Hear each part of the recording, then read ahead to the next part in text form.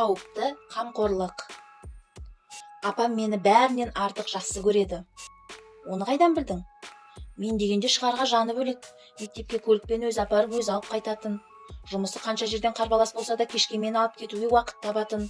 Кейін тіпті универге де жеткізіп тастайтын болды. Қоғамдық көлікпен барған кездерім сирек, ондайда жаны шүберекке түйіп отырады. Неге өйтеді? Жолда бірдеңеге ұрынып қалады деп алаңдайтын шығар, аналық махаббат не істетпейді? Стивен, ащы да болса айтайын, шешең сені жақсы көрмейді. Қалайша? Бұл сен ойлағандай нағыз махаббат емес. Бұл бар болғаны аналық инстинкт.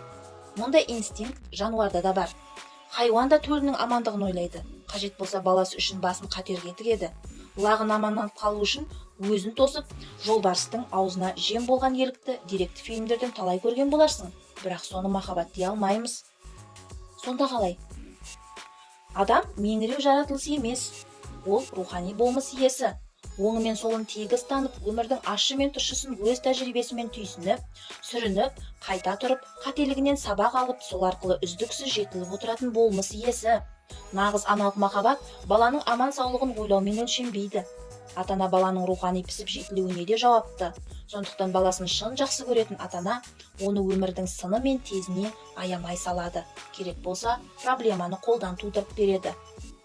Өйткені жастайынан бейнет шегіп, мехнат кешкен, қиындық пен кедергіні еңсеріп үйренген баладан ғана құрыштан құйылған қылыштай берік тұлға шығады. Халық ертегілерінде жиі кездесетін бір сюжет бар. Данышпан әке балаларын жинап алып, түрлі тапсырмалармен сынайды. Соңында ақылы мен еңбегіне ғана сүйенген ұлына риза болады. Дегенмен апамның ниеті дұрыс қой, қамқорлық жасамақ болғанын жоққа шығара алмайсыз. Иә, бірақ бұл қауіпті қамқорлық. Бұл америкалық психиатр Скотт Пек пен жасы 21-ден асқан жасық әрі инфантилист жігіттің арасында болған диалогтан үзінді. Қауіпті қамқорлық ғылымда гиперопека немесе симбиотикалық қарым-қатынас деп аталады. Халықтық тұрмыстық жағдайы жақсарған сайын мұндай қамқорлықтың құрбаны көбейеді. Ата-ана баласын шектен тыс мәпелеп, біз көрген қорлықты көрмесе екен, біз тартқан азапты тартпаса екен деп, оның бар проблемасын өзі шешіп беріп отырады. Арқалап үйренуі тиіс жауапкершілікті өзіне артып алады. Нәтижесінде бала тағдырдың тауқыметі мен қасіретіне қарсы тұра алмайтын рухани мүгедекке айналады. Виктор Франкл мұндайларды невротик деп атаған. Олардың қайғы қасірет кешуге төзімі жетпейді. Өйткені азап арқалау да адам тіршілігінің ажырамас бөлігі екенінен, қасіретте нендей хикмет болатынынан бейхабар. Адам кейде қайғыға қасқайып қарсы тұруы керек, енді бірде ақжалау көтеріп мойынсынуға міндетті. Қысқасы қайғының арғы жағында жастырылған мәнді көре біліп, хикметін сезінуге де батылдық керек. Бірақ невротик адам осының бәрінен мақұрым қалады, себебі ол азап шегуден қорқады. Адам қай кезде қиындықтан қашпай азап арқалауға дайын болады? Элизабет Лукас бұл сұраққа былай деп жауап береді.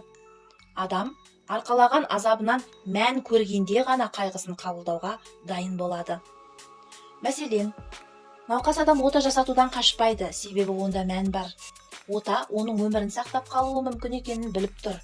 Немесе тынбай тер төгіп жүрген ата-ана бала шағасының қамышын қара жұмысқа, ауыр бейнетке төзеді, себебі тапқан таянғанын баласының біліміне салып жатқаны көңіліне тимеу.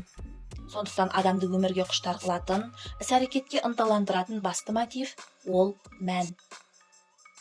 Гиперопеканы емдеу үшін түп негізден бастау қажет. Олардың өмірден мән, мағына мен хикмет көретін көзі бітеліп қалған. Терапевтің міндеті көкірек көзі шаң басса сүрту, бітелсе ашу, кірлесе тазарту. Оның таптырмас құралы илляхи мазмұнмен байытылған қисса, хикая, аңыз, ертегі және ситуативті құндылықтар.